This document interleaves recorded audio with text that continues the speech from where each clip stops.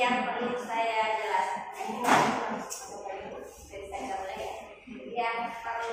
jelaskan itu adalah ada sedikit perubahan dari apa yang di modul Bapak dan Ibu ini merangkai peralatannya.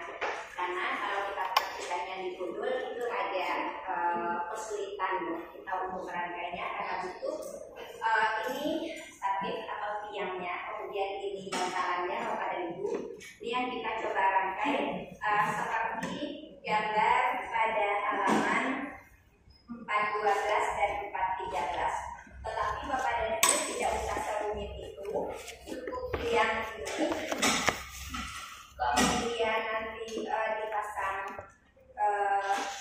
di atasnya ini, sehingga nanti akan bisa ditempatkan katrol gantung begini. Ya, boleh Bapak Ibu sambil berdiri nggak apa-apa. Ya, kayak ini bisa masuk di sini ya. Kemudian supaya statif kita ini bisa berdiri dengan kokoh, ini kita pasang di bantalannya ini, ya. Oke. Kira-kira begini Bapak Ibu. Nah ini kemarin kenapa saya minta bawa Bapak Ibu membawakan untuk apa ya namanya dia kencang ya. Nah gitu kira-kira ya Bapak Ibu, saya kencang lagi ini kan belum. Nah kemudian ini ditempatkan di sini nanti Bapak Ibu. Kemudian ini bisa dikencangkan lagi. Kemudian ini katrol, gitu ya. Ini dipasang di sini nanti masukkan ke dalam ini. Kemudian kira-kira begitu. Cukup begini saja peralatan yang Bapak Ibu rangkai. Kemudian nanti gunakan benang kasur untuk menggantungkan bebannya. Iya, iya betul. Nah, di sini nanti digantungkan beban gantungkan. Ya, ini beban gantung Bapak Ibu. Ada ukurannya. Berapa berat masing-masing ini. Nanti Bapak Ibu coba lihat di bagian mananya ya, ada satuannya. Kemudian ini yang digantung. Nah, Bapak dan Ibu, nanti yang kita variasikan adalah jarak dari beban ke sini, ya. Pada praktikum yang pertama, gerak lurus beraturan, kita akan menggunakan beban dengan berat yang sama, jaraknya yang kita variasikan, ya. Misalnya mulai jarak 10, 20, 30, 40, itu yang kita kombinasikan jaraknya. Kemudian yang Bapak Ibu catat apanya? Waktu yang dibutuhkan oleh beban ini untuk menyentuh dasar.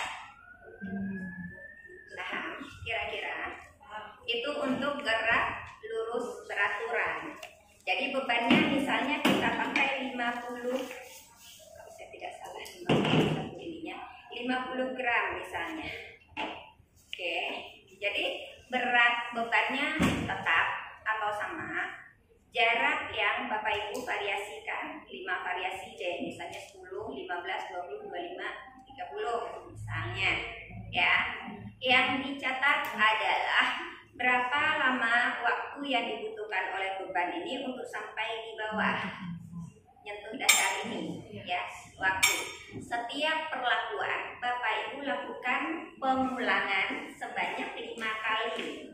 Nah, supaya Bapak dan Ibu hemat waktu, kan nanti berkelompok mengerjakannya. Kelompoknya kan lebih dari 5 tuh. Maka mungkin langsung saja dicatat oleh 5 orang. Nah, nanti data yang didapat itu yang dimasukkan ke kolom pada halaman pada halaman 412, ya. Ada jadi jarak BC, B ke C itu maksudnya adalah jarak dari beban ini ke bawah saja. Jadi nggak usah di setting pakai 2 tiang begitu susah sekali. Jadi jarak BC itu adalah jarak dari bawah beban ini ke dasar ya. Ini yang kita variasikan sebanyak 5 variasi ya. Kemudian dicatat berapa waktu yang dibutuhkan oleh objek ini untuk sampai di bawah. Tadi diamati oleh 5 orang tadi, kemudian yang masuk ke sini adalah data rata-ratanya. Paham kira-kira Bapak Ibu? Oke. Ada pertanyaan untuk yang ini? Ada pertanyaan kah untuk bagian yang ini Bapak Ibu? Stopwatchnya di HP Bapak Ibu ada ya. Oke, nanti kita coba ya, kita konsultasi. Oke, nanti saya tabelnya, paham ya Bapak Ibu? Tadi tabelnya ada. Jadi waktu yang dibutuhkan oleh objek tadi untuk sampai di bawah.